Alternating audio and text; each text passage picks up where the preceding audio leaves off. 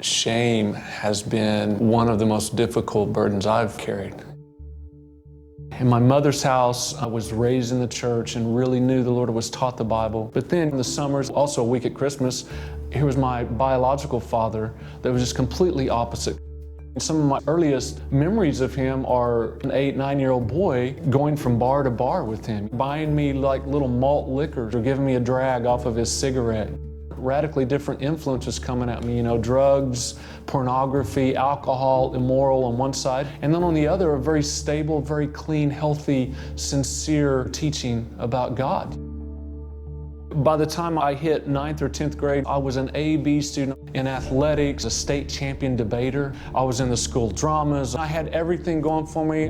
And then a seed of doubt took hold. I went completely the other way.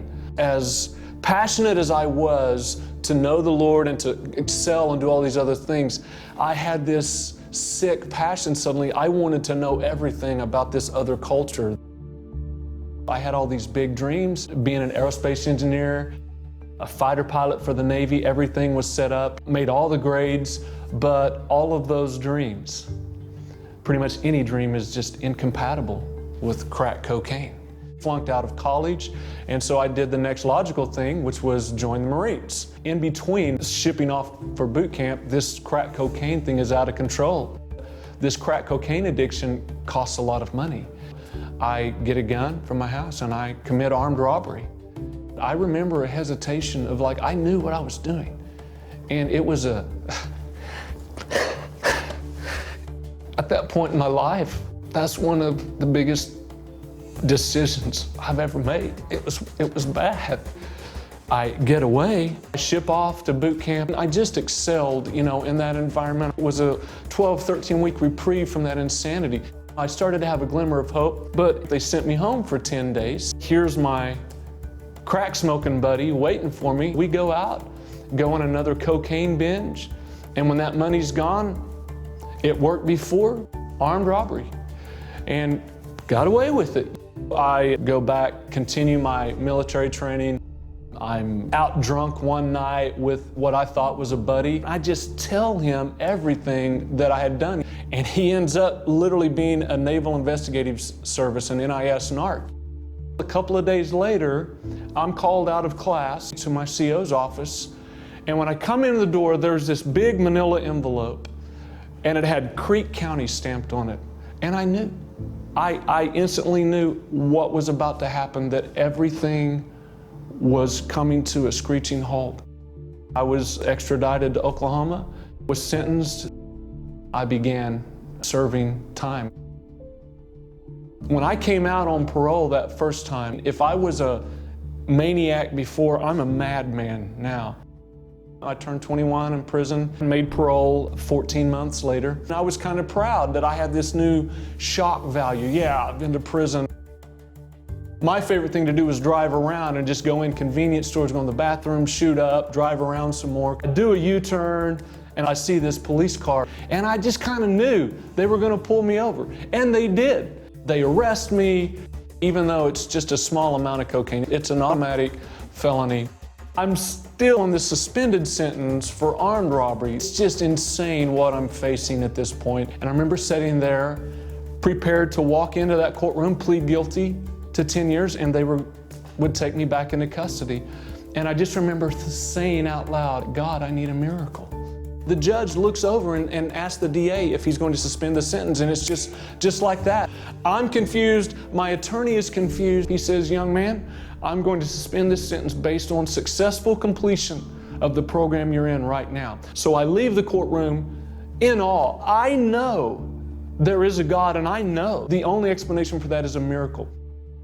2 days after, I end up smoking weed, taking this pill. After what had just happened, I knew it was God, and still threw it back in his face. I remember just thinking, Tim, you will never change.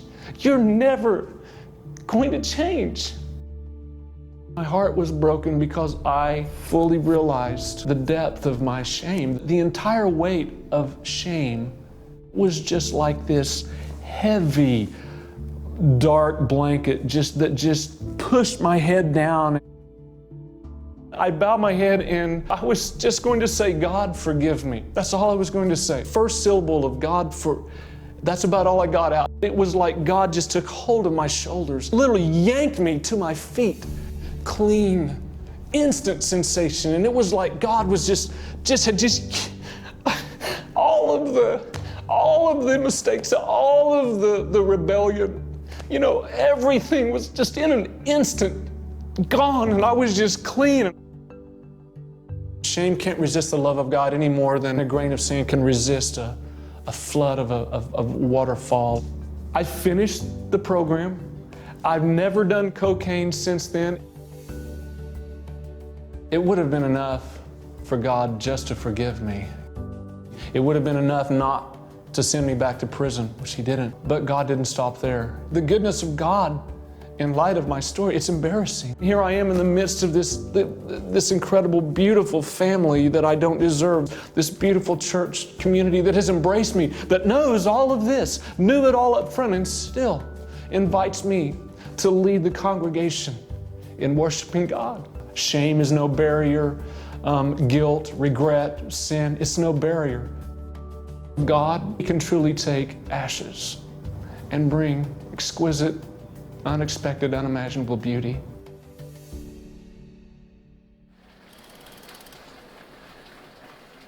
Jesus knows our every need, but like Peter, we often doubt and question if there is really a place for us at His table.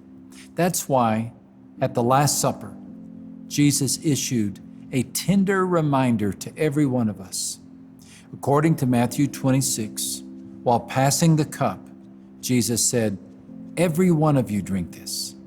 This is my blood, which is the new agreement that God makes with His people. And this blood is poured out for many to forgive their sins." Notice it wasn't just for those who felt they deserved it.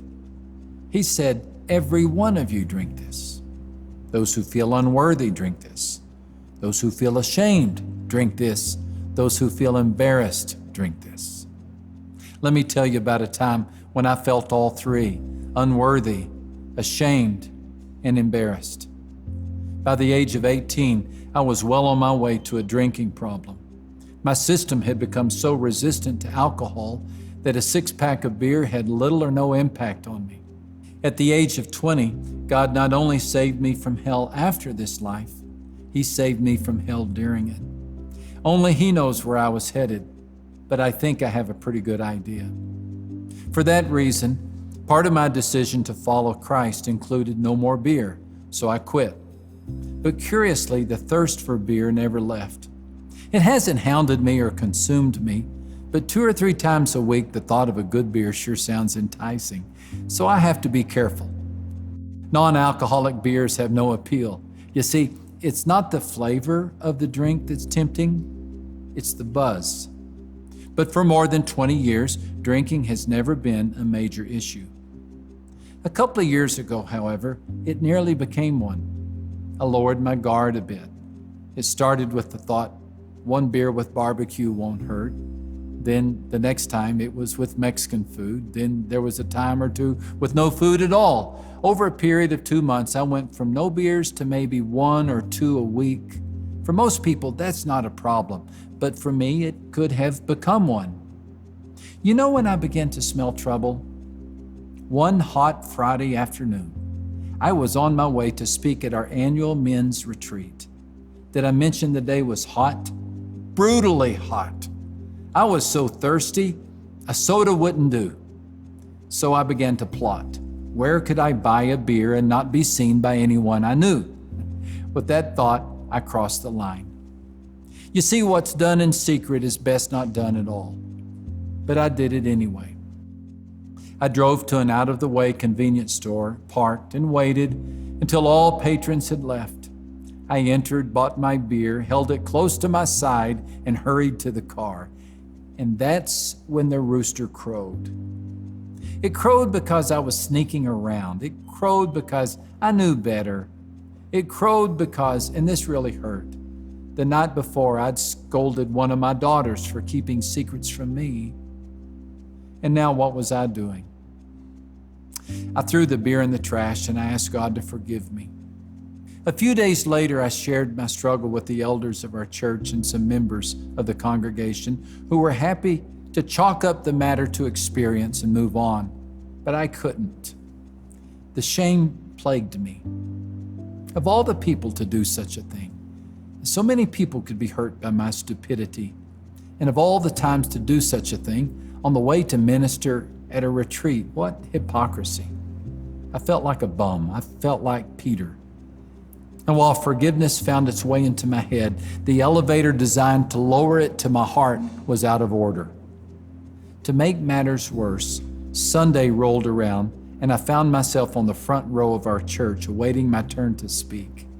Again, I had been honest with God, honest with the elders, honest with myself, but still I struggled.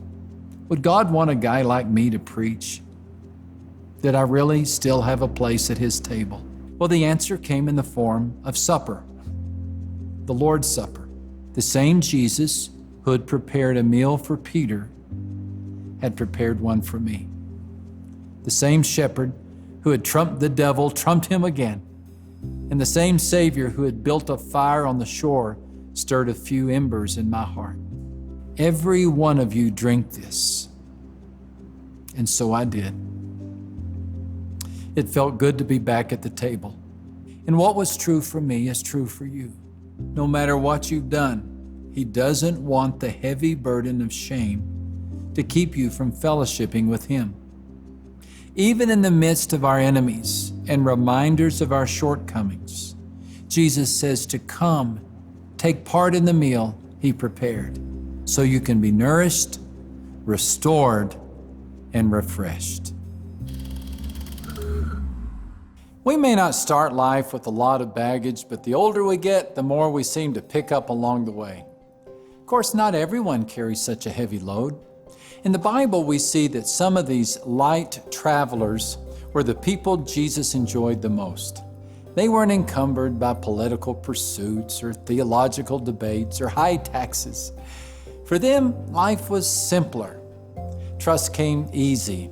In fact, Jesus even said, the kingdom of heaven belongs to them. And unless we become like them, we will not enter the kingdom. If you want to understand how to travel light, there's a lot you can learn from children. Let's hear what they have to say.